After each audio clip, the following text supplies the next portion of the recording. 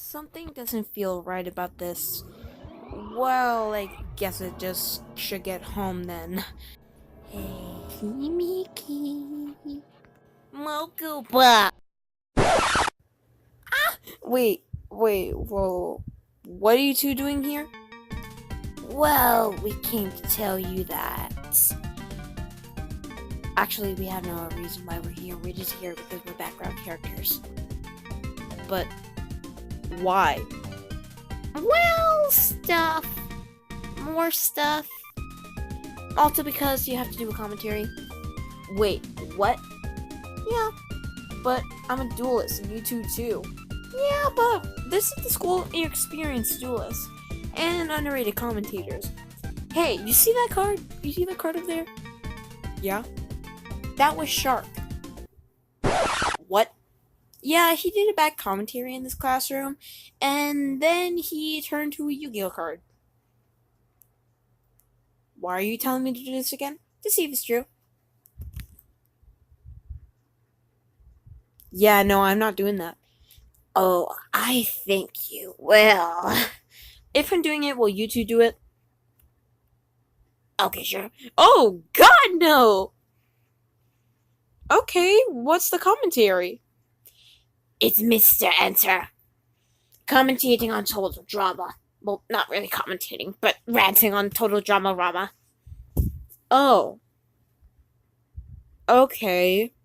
Oh, that's great. Rugrats is getting another reboot. Maybe it's finally time to tackle Angelica and Susie's preschool days to show how bad of an idea this is. Alright, let's find the episode. I don't remember their names, so let's just type in something here or any attributes I can think of about it. Google and type in unnecessary spin-off for a show that's been going on for far too long from a franchise that should really die off because they've already done everything possible with it and most likely don't have any ideas left. Okay, we have multiple problems with this. First off, if Total Drama did run out of ideas, then why is it still airing? This adds to confusion, because also, do you echo? When did you echo? And third, I just love how you bring up a 90s Nickelodeon classic like Rugrats in the most infuriating light possible. Hey, I'm on the search of a show that's been going on for far too long and has run out of ideas, even though Rugrats has already ended. And this sequel or spin-off will probably not come out for the next couple of years, considering that it was going to be airing in 2019. This is chloroform. Yay, I'm finally doing something from Total Drama. Since near the beginning, people have been requesting me to do a review from the Total Drama series. And I always said no, because the show goes against my style in a variety of ways. The Total Drama series was one of the few Western cartoons that told an ongoing narrative, and reviewing one random episode from it would be like reviewing one chapter out of a book. On top, another thing is that you can rant on it, like the first episode, the final episode, or any episode in between.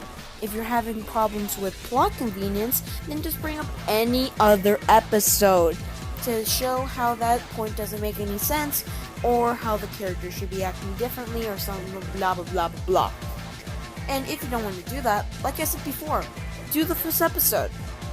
That would be the first chapter of the book.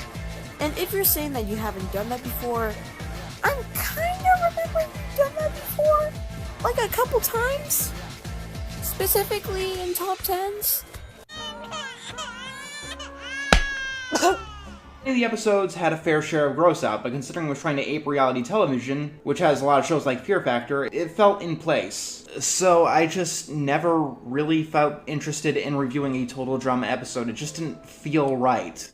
The gross out and Fear Factor are why you're not gonna do this? I know he said more reasons, but I want to talk about this one specifically. Let's talk about one of his other reviews.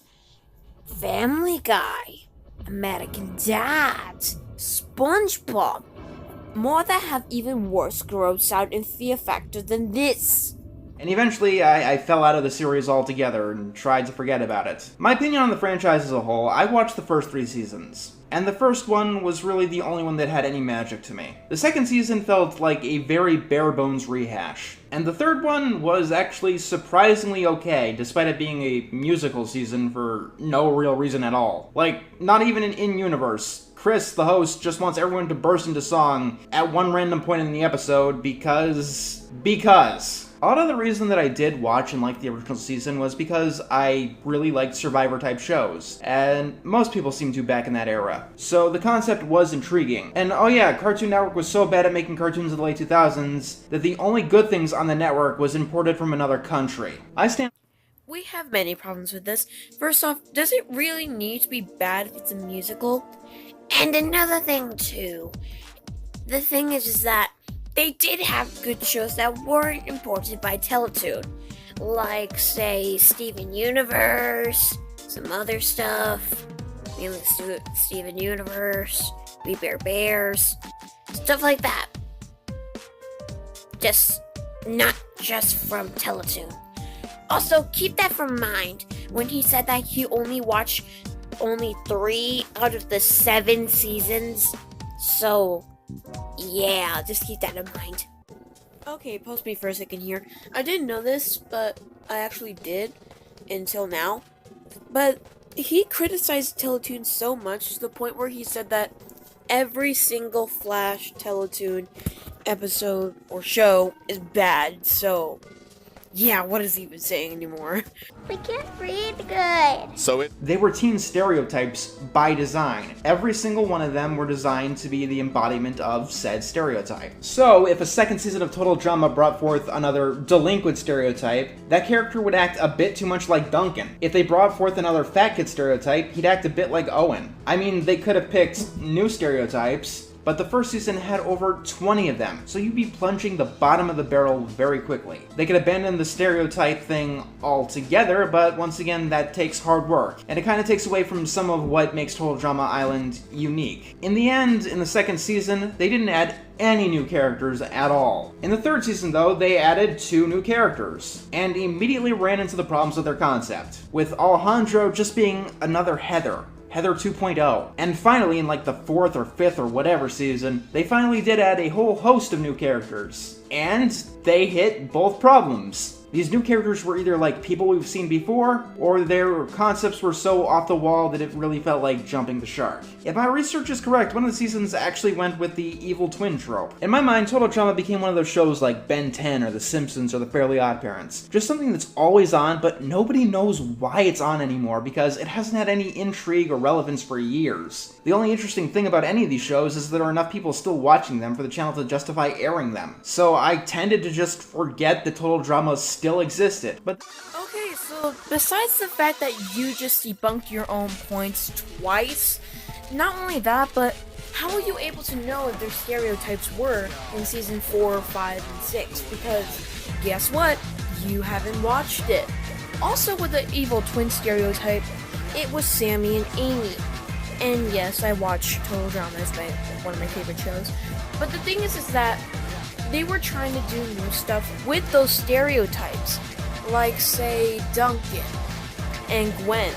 In fact, later on, you admit that Gwen was one of the people who fell out of their stereotypes. So, not everyone is inside their stereotypes. And, well, you basically debunked your third point. I keep her in a shoebox. I like the way it challenges my gross motor development. okay, what the hell? A confession cam? Okay, so yes, the Total Drama series used the confession cam throughout every other installment, but that's because the confession cam was a convention of actual reality TV shows. Reality TV shows have confession cams, and so a parody of reality TV has confession cams. You know, in an outhouse. But this isn't a parody of a reality show. At best, it's a parody of a baby's cartoon. And baby's cartoons don't have confession cams. If you want to keep it as a mainstay of the franchise, you need to explain why there's a confession cam in this show. Do they really need to do that? It's total drama. Okay, I guess that point doesn't really make any sense, but if it's trying to be a baby show, it has to have some sort of relevancy to the original product, just like a pup named Scooby-Doo. It's still a mystery show, but all the characters are just kids. Just like you said before. Do you read over your scripts? Are we finally done? Well, yes, actually. Oh, yay! That means we're all set.